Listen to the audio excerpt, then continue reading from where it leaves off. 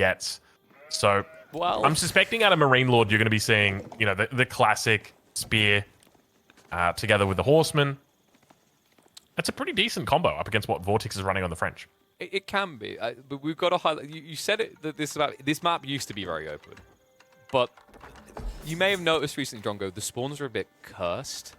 They're very turtly, I want to say, right? We're talking like comics. You know, if this map was a comic, it would be the Teenage Mutant Ninja Turtles, because they're very like, look at those wood lines, look at the stealth forest. I don't know what happened with the code over the last few months.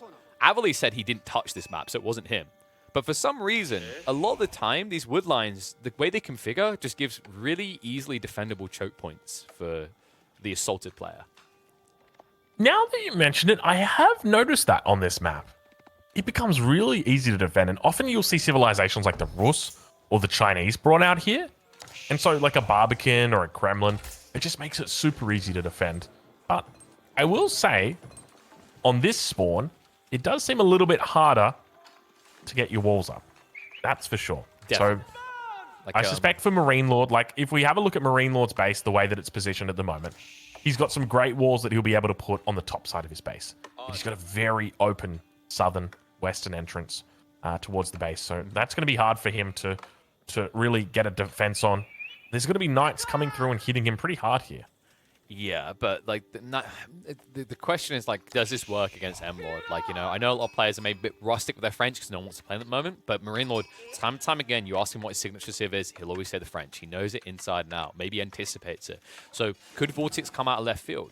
You know, dare I say it? Could the Chamber of Commerce work for once in its life? Is that an option? Because this is a decent map to go for trade players early on, and we know it's a very easy return investment, and oh my god, it's going to be the trade play. He's actually doing it. Oh my lord, it's a trade play. This is okay. Oh my god, so let's think about layers Look, here. MarineLorD spots it. MarineLorD sees it, right? He like does the see scout called out. He's like, Le fromage. They're doing le fromage. We must stop them. Let's see if he can. He's going up the tier V, so he will have aggro type units. So just a few archers could get the big dent, but the problem you have is, like, I feel like archers are the best way to deal with traders, right? But do you want to be building archers early on against French knights? And that's exactly it. What we might just see is, like, MarineLorD. I think MarineLorD just goes full spears here. Yeah. Right? Like, to me, that makes the most sense. Because then you force your enemy into archers, and then you can just follow up and hit them with horsemen. So, and then you're on the offensive, and you've got the advantage because your enemy doesn't want to go knights. And they want you to make units that they can make knights against, because if they've got knights, then they've got the advantage. That's what this strategy is all about. The idea is you put the Chamber of Commerce down, you get the traders out, and you force the enemy to come and attack you. They have to attack you. They have to stop all of these traders. How do you do that? Well, you do it through, you know, archers or whatever it is, and then the knights come and deal with it. But we do see it's going to be a stable opening from him. And like the whole spear idea, what you're talking about is like, because you have tier V, your spears just win, right? French can do spears, sure, but like they won't win long term. So it's not the worst idea, right? Like, you know, what you're suggesting is the answer to le fromage is le baguette, very long spears. But instead, it's going to be mounted men with the long spears. That is going to give them flexibility. The whole logic of this is like, I can just peel, right? I won't kill the traders with an insta commitment, but I can wear them down and not lose my units for it. Yeah, I find this interesting that VortiX is just going into a Rax and just going to be opening with spears. He has to. Because, I mean, you could just go stable, and then just the knights just kill the horsemen. So, I like, find it very curious. But how do you gap close consistently, right? Because your knights are slower. How do you gap close with spears, though? Well, but the difference is, like, you park them, right? So, like, when horsemen come in, it's like, unless he wants to commit, like, 5 horsemen onto a spear, it's not going to feel like a good trade. I kind of get it, because the other thing you have to remember is we talked about these wood lines and how the way they configure, they create like these choke points, right? It's different to trading on something like Dry Arabia where there's no defendable wood line and you just run across an open field. Like, imagine trading on Prairie in comparison. Knights feels really good, right? Because you can just react everywhere. But spears on more locked in maps can be a decent choice here. Yeah, I think you're. I'll accept that. That's a reasonable explanation as to why spears here make a lot of sense. But we do see archery range coming out from MarineLorD in response to this. We got the trade highway coming through right here. Well, Loop-de-loop, baby. And look, he's getting all his techs. He already got forestry. He already got wheelbarrow. He's going to get the broad axes. I think he already got survival techniques as well, so he's pumped up at least 4 traders. Yeah. Unfortunately, he does lose the first one. So getting some decent value here from the first of the horsemen. Now, hear me out. If you're like MarineLorD, maybe if you can just like... So you know all of this is defensive. When the party time ticks, you move a scholar into the center, and any injured horseman you send there. Yeah, yeah, okay. I like it. You just cycle them, right? It's like, it's a poor man's chivalry. Yeah, yeah. It can work, it can work. Oh, this scout down was really good. Yeah, this is pretty smart from him. I like the way that he's done this, but remember there is a knight that's that is on the backside here. The problem that he's going to have, I mean, the horsemen here are actually pretty impressive from MarineLorD. I didn't expect to see... I mean, yeah, the horsemen here are really what makes sense for me. The fact that he's gone into it, but the lack of spears is what boggles my mind. We do see the first spearman coming out now from ML. Yeah, on a delay, right? So, like, Archer laid, follow up. And the whole idea is, like, by going Horseman first, he forces the spin reaction, and he can still find value. Even going to extract 1 or 2 villager kills as he goes. Blacksmith finally being added in by VortiX. Remember, he gets that melee tech upgrade for free. Substantial considering that he plans to go both spears and knights, so a full melee comp. And now we start to see relics. Really? Sorry, rather sacred sites. Sacred sites going to be triggered.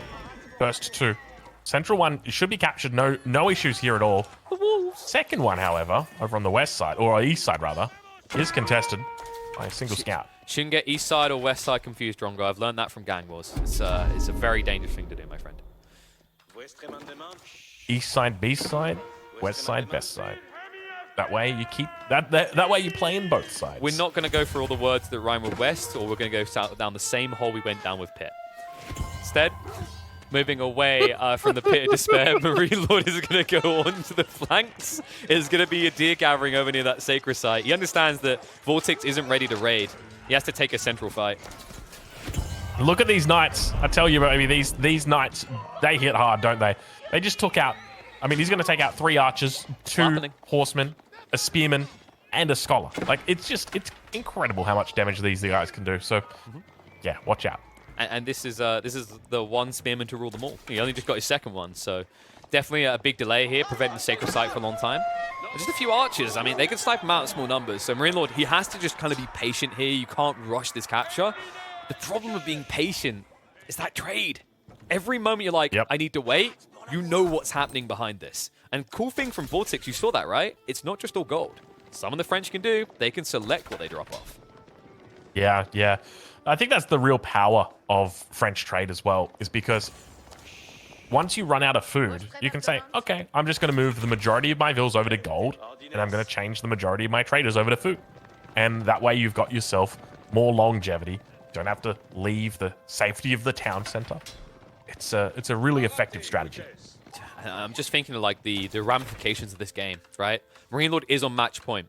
If this goes game 7, this game could just like nibble into him a bit. It could just like grind his gears, right? It's trade again that could be the bane of his existence. I think it's imperative he wins here. I know we talked about how he can reset his mind, but even the most tempered of players, even the most calm and collected, can be thrown off by this type of unorthodox play. Especially when you feel like maybe you should have been able to stop it, because we're always talking about how worthless the French are at the moment. But right now, they're dominating these fights. Have a look at these knight numbers. There is just not enough spears here to deal with this. The consequence of going for these archers early on is just that they're immobile. They lack the damage that you're going to be needing to deal with these knights. And this is, for me, the question as to why we even went in this direction. The spearman numbers are barely even relevant here. And he's struggling. He's really struggling to find his feet up against VortiX on the French. Keep in mind, behind this, VortiX is going to continue adding in more and more economic units and start pushing that lead out, but he does manage to find himself a nice little pocket to defend from here. Horseman on How the many backside, traders is VortiX currently sitting on? Let's have a look at the market in the north. That will tell us. 3 after that snipe. It's 3 or 2. He hasn't been building additional. Yeah, so it's 3 still. It's not bad though, right? Like, you know, he's getting an extra knight here or there. It's actually 4.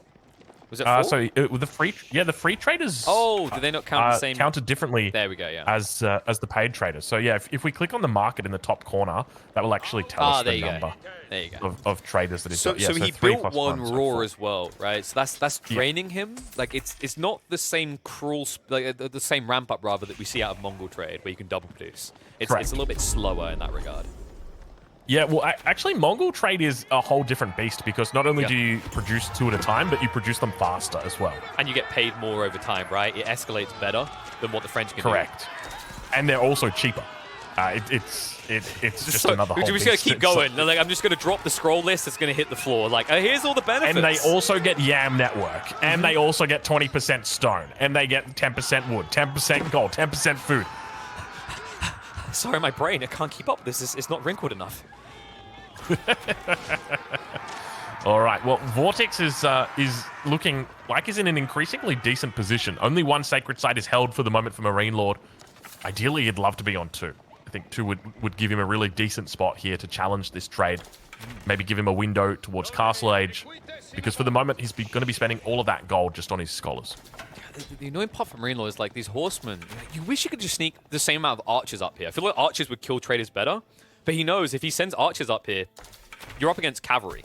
You'll just die. These French knights will just run you down. It's such an uncomfortable position to be in. It's one that we feel like we've forgotten because it's been so long since we've seen competitive French play in AoE4. One of the things I'd love to see from MarineLorD is just even a couple of spears and then just some walls. Throw down some walls, just be annoying. Force your enemy to come over and siege down those walls so that the traders can't be trading. It's a lot of walling though, right? Like after the nerfs to walls, and I know I said that like you have defendable choke points, but like just I want you. I mean, we're not gonna find out the real number, but like imagine the raw amount of wood you'd have to expend to wall to the left and right side of your TC. I'm talking just wall that market in. Oh, the you market mean at from the top of the map. Yeah. That's fair. Fair. That's true. Yeah, just a nice little with some spears, right? Yeah, exactly. Yeah, 3 or 4 spears up there. Boom. Yeah. Well, that's what Krakeny did up against Calp. And yeah, I mean, I'm just stealing his ideas. We don't talk about that game. And speaking of games we don't talk about, MarineLorD's not going to be wanting to talk about this game after this. Look at the amount of knights that are in here. He's going castle. He's trying to go Castle Age. Like you saw the resource bank, right? He was holding.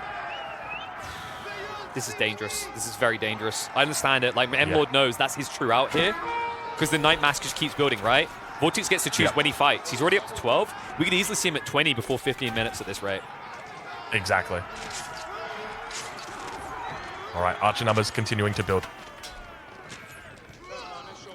Slowly and steadily, he's just picking them off. Yeah, it's not too bad, but keep in mind he's got a pretty decent mass here. Still, slowly and steadily building. There is a risk. It's so tense, isn't it? It is. You can just feel it. Like VortiX has got the same situation where it's feigning strength when you are kind of weak, but this is everything. Look what's happening just to the left. Notice a bunch of blue dots on that deer? Yep, that's the greed of the French. We're pocket ecoing, baby. Someone we're used to seeing, but when he loses this fight, it's going to be a great flock back to safety, and it means he's going to be forfeiting mid-map control. MarineLorD somehow, with the mass of the archers, is able to push back the French knights. Something that you haven't seen I haven't seen in a long time. Where is this coming from? It was the range upgrades, right? So there was no longer extra damage mitigation for the French. Also, the way he held the fight hostage with Spearmen. We saw this at the start of the day with the Mongol on, I think it was Ottoman matchup against Lucifron, where MarineLorD was a master of the spear. And yet, once again, he emerges as the true Zhao Yun of this fight. Just seems to be nigh on unstoppable. Double commitment in the archers coming out from VortiX, but notice the scholar mass building behind this from MarineLorD. He's getting his tech upgrades, he's prepping. He could even think about Castle Age in the next minute and a half. I think what's so impressive here is just the micro coming out from MarineLorD, the way he's able to thread his spears through the archers so that they're really hard to micro down individually from enemy archers. But at the same time, not able to, he doesn't bring them forward so that they're losing their life so quickly. So it's beautiful how he's able to do it. I mean, just look at the destroyed value. Look at the army value. Like the fact that MarineLorD looks like he's going to crack castle first while having this type of lead, right? Killing over 1,000 more, having over double the army value. This is intense, and this is worrying for VortiX. He had a clear plan. It looked like the pressure was working, but what I love from MarineLorD is despite his frustrations with trade, despite how often players rush to solve the problem, he remained as calm as a cucumber, and now he will finally shut it down. Do we see walls coming out? I don't even think he's going to need walls. He just parks his units right there. But then you run that risk, right? Because this is exactly what the French player wants you to do. I guess the other thing is that you've got an out, and that's Castle Age as an option. Man, like loads of villages going down here. Trade is going to be blocked as well. I mean, I just see Night Mass building for Vortex, but like the Spearmen are on the way. Check that little red line going across the map. What do you think that is, Drongo? Yeah. It is non-stop units being trickled out here. And now he's got a little bit of a problem. These Knights have managed to find a nice pocket back here. This is exactly what you've got to be so careful of against the French when they're going for this. When you're going for this trade. It's the spears, though. Like, that's what I was waiting for. The spears just arrive. It costs him a decent amount of archers, but MarineLorD, he's starting to gain map control. He's slowing Vortex down a bit. More spears are on the way. He probably loses about, like, I want to say 7 or 8 more archers, but at that stage, Vortex has to back off again. Yeah, this is... I mean, it's a decent spot for MarineLorD. Still, you've got to be so careful with these Knights. It's just like the way that the Knights work. It just all it comes down to is Knight superiority. If you've got more Knights than your enemy can handle, you can win the game. You can. But the that's exactly what we see right now. But the skewers come out. He's in the stealth forest. A little bit hard for him to keep track of where all these pointy sticks are at. Like, check the vision right now. He sees nothing in this fight. No scout, nothing in the area. MarineLorD, he delayed his attack. He waited in that forest intentionally, and he laid the bait perfectly here. Yeah, absolutely no vision whatsoever. Really, really tough fight there for Vortex. But his archer numbers are building.